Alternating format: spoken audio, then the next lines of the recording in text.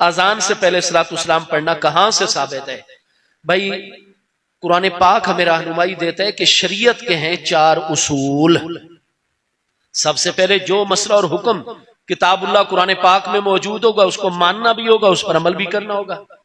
कुरान पाक ने बार बार अतीउर रसूल नबी पाक रसम की इताअत का हुक्म दिया है।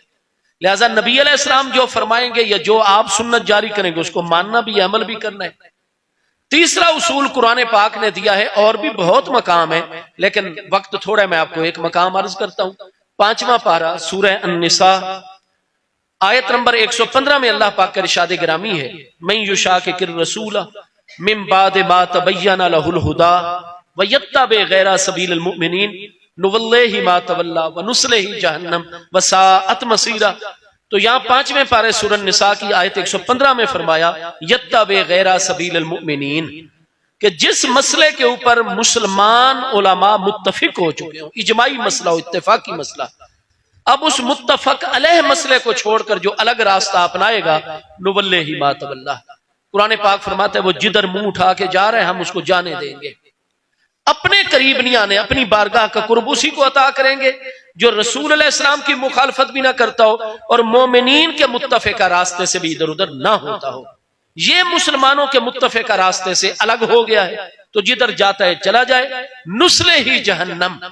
लेकिन क्यामत वाले दिन घेर घार के इसको हम कलाबाजियां जहन्नम की आग में खिलाएंगे। तो जो मुसलमानों का मुत्तफिका रास्ता है उससे जो अलग एक नई बात लेकर आता है और उसको अलग करके चलता है, कुरान फरमाता है हम उसे अपनी बारगाह का कुर्ब भी नहीं देंगे और उसे जहन्नम में कलाबाजियां। लिहाजा इजमाए उम्मत, बहुत सारी आयात और अहादीस सैया में कि इजमाए उम्मत हुज्जत है। चौथी चीज जो कुरान पाक ने इसी सूरह निसा आयत 92 में वाज़ेह फरमाया कि लौ रद्दूहु इलर रसूल व इला उलिल अम्र मिनहुम लआलिमहु लज़ीना यस्तंबितूनहु मिनहुम। अब यहां कुरान पाक ने सूरह निसा में यह तालीम दी है कि उम्मत में ऐसे उलमा जो साहिब इस्तिंबात हो, अल्लाह ताला ने उन्हें इज्तिहाद और कियास शरई इख्तियार करने की सलाहियत से नवाजा हो, तो अहले इस्तिंबात किताब और सुन्नत के दिए हुए उसूलों की रोशनी में जो मसला कियास और इस्तिंबात के जरिए से हल करके देंगे उसको मानना भी होगा, उस पर अमल भी करना होगा।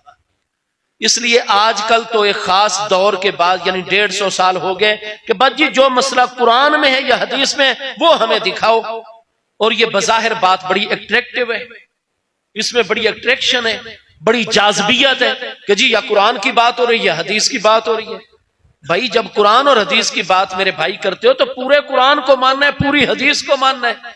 तो कुरान और हदीस पाक ने 4 उसूल अता फरमाए हैं।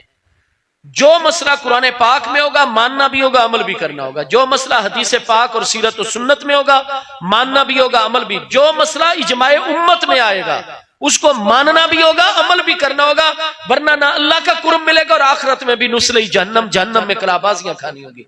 इजमाए उम्मत तीसरी हुज्जत और दलील है। और चौथा लआलिमहुल लज़ीना यस्तंबितूना मिनहुम फाताबिरू या उलिल अबसार। एतबार की हकीकत क्या है? इस्तिंबात, कियास, इज्तिहाद शरई। इसलिए मेरे भाई हम जो अहले सुन्नत व जमात हैं, हमारे जितने फिकी अमली जिंदगी के मसाइल और मामलात हैं वो 4 उसूलों पर हैं। हमारे कई मसाइल का ताल्लुक है बराह रास्त किताबुल्लाह के साथ, कई मसाइल हैं जिनका ताल्लुक है हदीस पाक और सुन्नत रसूल करीम अलैहिस्सलाम के साथ, कई हमारे मसाइल हैं जो इजमाए उम्मत से साबित हैं, उनका ताल्लुक इजमाए उम्मत के साथ है। कई मसाइल वो हैं जो इज्तिहाद शरई, कियास और इस्तिंबात के साथ ताल्लुक रखते हैं। तो हर वो मसला जिसके बारे में हमारे मुहक्किक उलमा की तहकीक है कि ये मसला कुरान पाक से, हम क़यामत तक कुरान से दिखाएंगे। जिस मसले के बारे में हमारा दावा है कि ये हदीस से, हम क़यामत तक हदीस का हवाला देंगे। जिस मसले के मुतल्लिक़ है कि ये इजमाए उम्मत से साबित है वो हम इजमा से साबित करेंगे, और जिस मसले के बारे में कि ये कियास शरई और इज्तिहाद से साबित है हम कियास से उसको साबित करके देंगे। तो मसाइल की 4 किस्में हैं। आज जो भाई कहते नहीं जी मुझे तो या कुरान में से दिखाओ या हदीस में से, तो इजमा किसने हुज्जत करार दिया? कुरान ने नहीं हुज्जत करार दिया। फिर तुम कुरान को नहीं मानते हो। कियास शरई को कुरान ने हुज्जत नहीं करार दिया, इसलिए कि हवादिस और नवाजिल ये तो ला तादाद है, क़यामत तक नए से नए मसाइल पेश आते चले जाएंगे। आज नेशनलिज्म का दौर है, इलाकाई तरीकों से इंसानों के, ये पाकिस्तानी है या बांग्लादेशी है, ये सऊदियन है, ये फलां है। एक वो दौर था जब पूरा एक उम्मत का मामला था। आज क्या गैर बरतानिया की नेशनैलिटी हम लेते हैं, उसके बारे में शरीयत क्या कहती है? क्या आज इसके लिए क्यास की जरूरत नहीं है? अगर आप पुराने मसाइल में जाएंगे तो आप ना कुरान पाक बरतानिया में ले जा सकते हैं, ना आप बरतानिया की शरीयत हासिल कर सकते हैं। तो इसलिए जमाना बदलता है, हालात बदलते हैं, तकाजों में तब्दीलियां आती रहती हैं। इस्लाम है आखिरी दीन, महबूब अलैहिस्सलाम है खातमुन नबीयीन, इसलिए शरीयत मुबारक में इजमाए उम्मत को भी हुज्जत रख दिया गया है, क्यास शरई को भी हुज्जत, कि जिस दौर में कोई अखलाकी मसला आ जाए, कोई मुआशी इकोनॉमिकल या इक्तिसादी मसला आ जाए, कोई भी किसी किस्म का तहजीबी तमद्दुनी सकाफती मसला आ जाए, इजमा भी मौजूद हो, क्यास शरई भी मौजूद हो, इन दो उसूलों की रोशनी में हर दौर के तकाजों को मद्देनजर रखकर किताब और सुन्नत के जो उसूलों की रोशनी में मसाइल को हल कर लिया जाएगा, ताकि शरीयत आखिर तक जो है वो रहनुमाई देती रहे। तो इसलिए हमारे मसाइल हैं 4 किस्म के।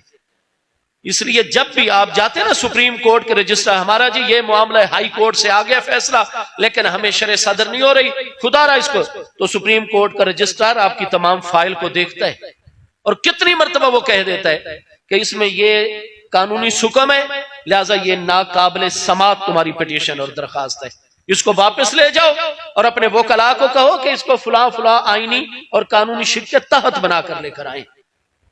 तो इसलिए ये महज आज ये कह देना जी कुरान और हदीस से ये हवाला, भाई कुरान और हदीस भी हुज्जत है और कुरान और हदीस ने अगली 2 चीजों को भी हुज्जत करार दिया है। इसलिए पूरे दीन को मानना है, आधे दीन को नहीं मानना। तो मसाइल किताबुल्लाह, सुन्नत रसूल करीम अलैहिस्सलाम, इजमाए उम्मत और क्यास शरई, ये जो है आजान के साथ सलातो व सलाम का मसला, इसका ताल्लुक क्यास शरई के साथ है। बस इसी पर इख्तिताम करते हैं बात का। मैं 2-2.5 मिनट में बात समझा देता हूं। ऐसा हुआ था कि सुल्तान सलाहुद्दीन अय्यूबी वफात पा रहे 567 सने हिजरी में। आप अंग्रेजी तरतीब से बाएं जानिब से 5, 6, 7 लिखेंगे तो उनका सने वफात सामने आएगा, 567 सने हिजरी। इससे भी पहले हुआ यह था कि करमता, जो आज शाम दिमश्क में इस वक्त बिशारुल असद साहिब हुक्मरान है, ये करमती आहले तशय्यो हैं। आहले तशय्यो के 34 फिरके, उनमें से एक फिरके करमता, ये अबू ताहिर करमती के पैरोकार होते हैं। बहुत सारे मसाइल में उम्मत से इख्तिलाफ है। सबसे बड़ा इख्तिलाफ यह कि हुजूर मौला मुर्तजा शेर खुदा करमल्लाहु तआला वजहुल करीम की जाते बाबरकात को जितने करामता होंगे, करमती शिया होंगे, वो खुदा मानते हैं। वो कहते हैं इंसान की सूरत में अल्लाह पाक जलवागर है। फिर वो हुजूर मौला कायनात की शहादत नहीं मानते, वो कहते हैं वो जिंदा है। और जो हमारा इमाम होता है मौजूदा, हुजूर मौला कायनात उसके अंदर होते हैं और हुजूर मौला कायनात अल्लाह है, लिहाजा हमारा इमाम इस वास्ते से अल्लाह होता है। तो जो इमाम कह देगा हम उसी पर अमल करेंगे। बिशारुल असद का वालिद हाफिजुल असद शाम का साबिक सदर फौत हो गए, वो इनका उस वक्त का इमाम था। तो ये भाई करमती आज भी मौजूद हैं। हुआ यह था कि हरमैन तय्यबैन शाम, उस वक्त मुल्तान का हाकिम भी करमती था, तो हरमैन तय्यबैन और पूरे आलम इस्लाम पर इनका हो गया कब्जा। सुल्तान सलाहुद्दीन अय्यूबी उनका असल नाम जो है, तो ये बेटे हैं नजमुद्दीन अय्यूब के, ठीक है जी। अब इनके चचा जान थे शेर को, जो कि सुल्तान नूरुद्दीन जंगी के सालारे आला थे। अब ये खुद आलिम व फाजिल थे, जामिया निजामिया से सनद याफ्ता थे। सुल्तान सलाहुद्दीन अय्यूबी अलैहि रहमा, पहली जंगे सलीबी की, जो पहली सलीबी जंगे हैं, वो दौर मुकम्मल हो गया था। उसके बाद ये करमती हो गए, हरमैन तय्यबैन, मुल्तान और शाम और कितने आलम इस्लाम पर गालिब।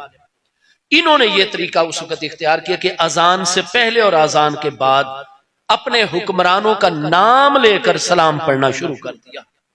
जुमे के खुतबों में, निकाह के खुतबों में, ईदैन के खुतबों में और हर अजान के साथ किताबों में वाज़े मौजूद है, अस्सलामु अला इमाम अल आदिल, अस्सलामु अला इमाम अज़्ज़ाहिर, अस्सलामु अला इमाम फुलान इब्ने फुलान खलीफतुल्लाह। ये सब फिर उसके बाद सुम्मा अजाने पढ़ते।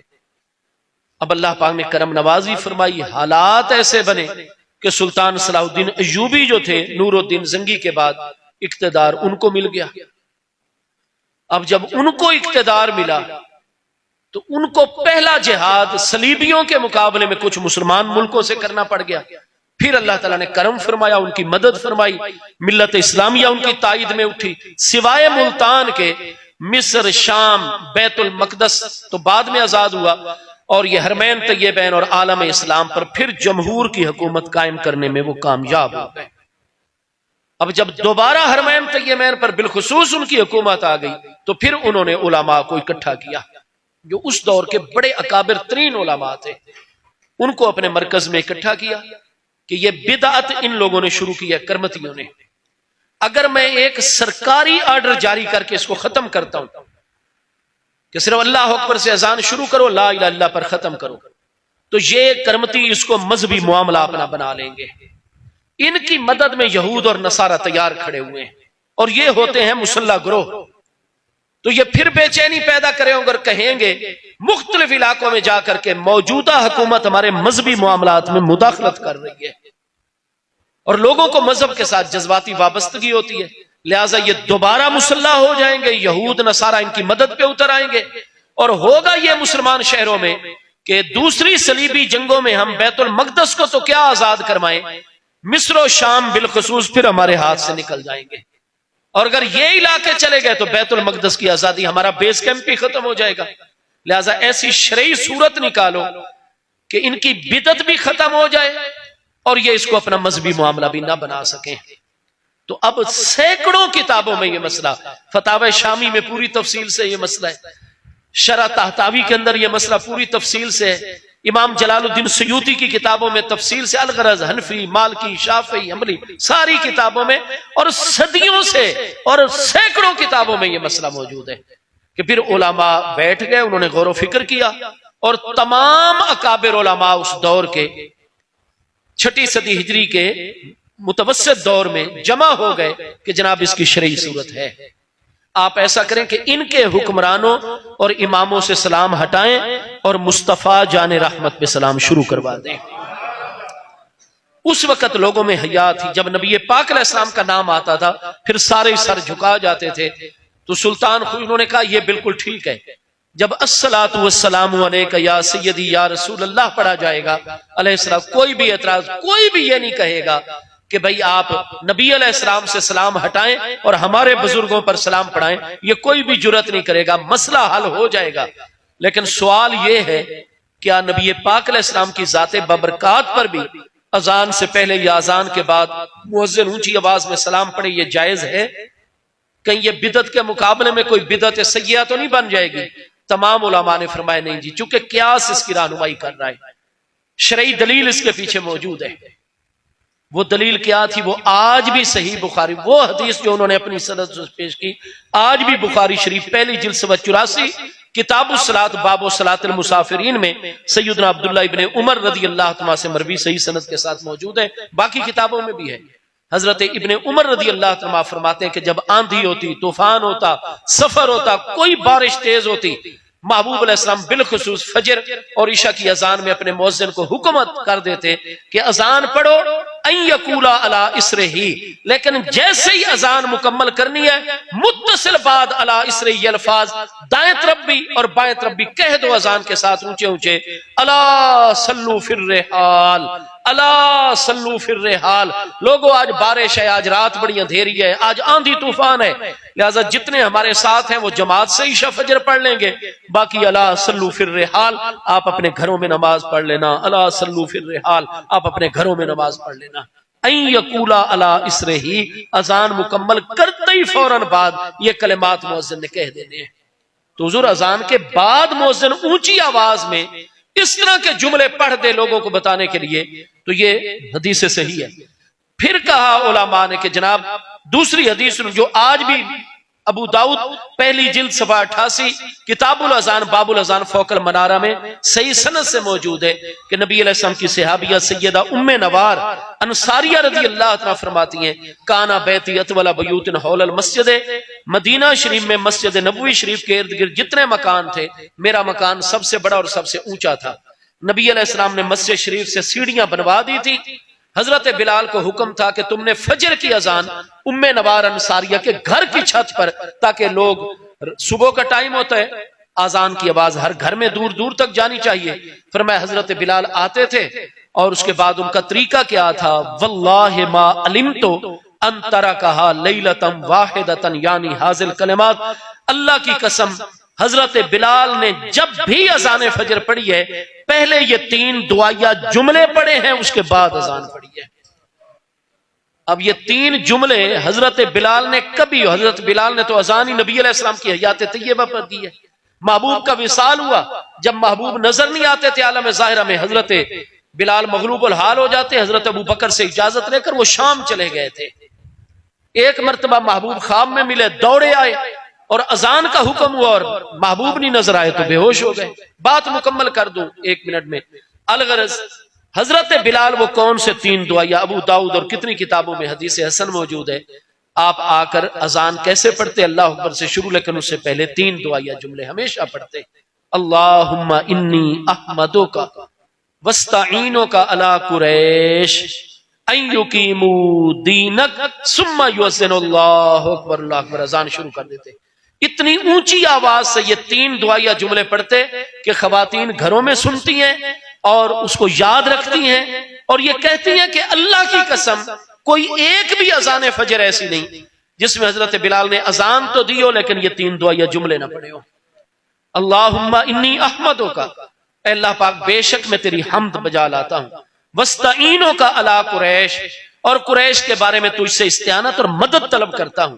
अन युकीमू दीनक, या अल्लाह तू तौफीक अता फरमा मक्का के सारे कुरैशियों को ताकि वो दीन ईमान ले भी और ईमान पर कामिल भी रहें, क्योंकि सारे अरब इनकी पैरवी करते हैं। अन युकीमू दीना का, जब सारे कुरैश ईमान लाएंगे रूए जमीन पर और जजीरा नुमा अरब पर बिलखुसूस तेरे दीन को कायम और गालिब कर देंगे। ये दुआया कलिमात पढ़ते, फिर उसके बाद अजान पढ़ते।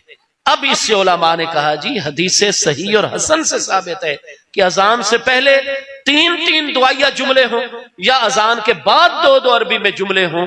अगर अमीरुल मोमिनीन का हुक्म हो जाए या फकीह वक्त का हुक्म हो जाए तो ये अजान में इजाफा नहीं होता, बिल्कुल जायज है, ये कियास है इस बात का। तो अल्लाह ताला ने सुल्तान को शरे सदर दी। आप ये फतावा शामी और बड़ी बड़ी जो किताबें, इनमें आप अजान के बाब में देख लें, वो सन भी लिखा हुआ है, वो तारीख भी लिखी हुई है और वो अजान मगरिब भी लिखी हुई है, जिसमें सबसे पहले अस्सलातु वस्सलामु अलैका या सय्यदी या रसूल अल्लाह व अला आलिका व अस्हाबिका या सय्यदी या हबीबल्लाह कहकर सलातु वस्सलाम पढ़ा गया।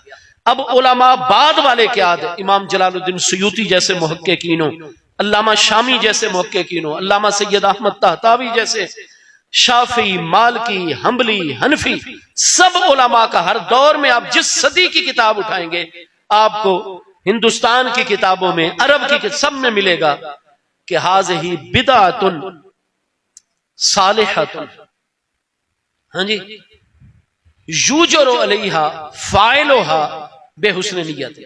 इमाम सुयूती के अल्फाज हैं मिनल बेदाइल हसनतिल्लती युजरू अलैहा फाइलुहा बेहुस्न नियत। फरमाया ये है नया काम। नबी अलैहिस्सलाम के दौर में अजान से पहले दुआया कलिमात पढ़े गए, अजान के बाद आंधी तूफान के मौके पर जब जरूरत पड़ी मुअज्जिन ने कलिमात पढ़े। सलातु वस्सलाम के अल्फाज नहीं थे, लेकिन चूंकि नबी अलैहिस्सलाम के हुक्म पर पहले भी अल्फाज पढ़े गए बाद में भी, इसलिए जिस दौर में जरूरत लाहिक हो जाएगी, अगर अमीरुल मोमिनीन हुक्म दे या कोई फकीह वक्त हुक्म दे और मुअज्जिन अजान से पहले या बाद कोई कलिमात पढ़ देगा तो अजान ही रहेगी, अल्लाह अकबर से शुरू होगी ला इलाहा इल्ला पर, लेकिन उससे पहले या बाद में अरबी में अल्फाज पढ़े जाएं तो ये नाजायज नहीं है, बल्कि नबी अलैहि सल्लम के हुक्म पर कलिमात अदा किए गए हैं। फिर मुस्लिम शरीफ पहली जिल्द किताबुल जुमा में पढ़ेंगे, जुमेरात को बड़ी शदीद हजरत अब्दुल्ला इब्न अब्बास के दौर में खुलाफाए राशिदीन के भी शहादतों के बाद बारिश हुई, आपने जब जुमे की अजान हो लगी मुअज्जिन को हुक्म दे दिया कि आज मदीना तैयबा की गलियों में बहुत ज्यादा कीचड़ है, वाहल है, बूढ़े बुजुर्ग आएंगे, गिरेंगे, उनकी हड्डियां टूट जाएंगी, लिहाजा अन यकूला इंदल है अलाते, अजान पढ़नी है, साथ ही कह देना है अला सल्लू फी रिहालिकुम, अला सल्लू फी रिहालिकुम। लोगों कीचड़ बहुत ज्यादा है, हम जितने मौजूद हैं हम जुमा पढ़ लेंगे, बाकी जो नहीं आ सकते वो तकलीफ ना करें, अपने कपड़े खराब ना करें, खतरे में अपने आप को ना डालें, अपने घरों में जोहर की नमाज पढ़ लें। कुछ नए हजरात आए हुए थे, मुस्लिम शरीफ की यह हदीस पढ़ रहा हूं, उन्होंने तेज नजरों से हजरत अब्दुल्ला इब्ने अब्बास की तरफ देखा कि हुजूर ये आप क्या, लोग जुमा घर में पढ़ लें, जोहर घर में पढ़े और इधर ना आए। आपने जब देखा कि लोग नए हैं और मुझे हैरानी से देख रहे हैं, मुस्लिम शीम में अल्फाज है, आपने फरमाया मेरी तरफ तेज नजरों से ना देखो, इन कुल तो लहू, अगर मैंने मुअज्जिन को अजान के साथ ये कलिमात पढ़ने का हुक्म दिया तो फकद कालहू मन होवा खैरुम मिन्नी। जब इस तरह के हालात बनते थे तो जो मुझसे भी अफसल हस्ती थी हजरत उमर रदी अल्लाह तआला, वो भी इन हालात में अपने मुअज्जिन को कह दिया करते थे कि अजान के साथ ये कलिमात पढ़ दो ऊंची आवाज से। इसलिए उलमा ने क़यास से काम लिया। मकीस नबी अलैहिस्सलाम और हजरत उमर, हजरत इब्ने अब्बास की अहदीसें सहिया, इनमें है कि जब जरूरत हो अजान से पहले, अजान के बाद। तो चूंकि उस वक्त करमतियों का फितना खत्म करना मकसूद था, लिहाजा मुस्तफ़ा जाने रहमत पे सलातो सलाम शुरू हो गया और कुछ अरसे के बाद जंगे सलीबी हुई दुवम, और उसके नतीजे में 80 साल या 85 साल के बाद दोबारा बैतुल मक़दस मुसलमानों को अता हो गया अल्लाह की रहमत से।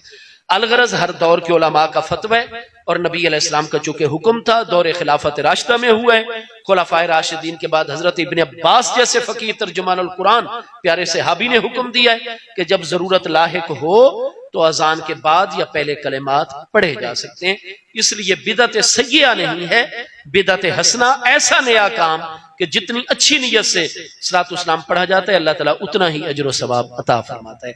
अल्लाह पाक मेरी आप सबकी हाजिरी कबूल फरमाए।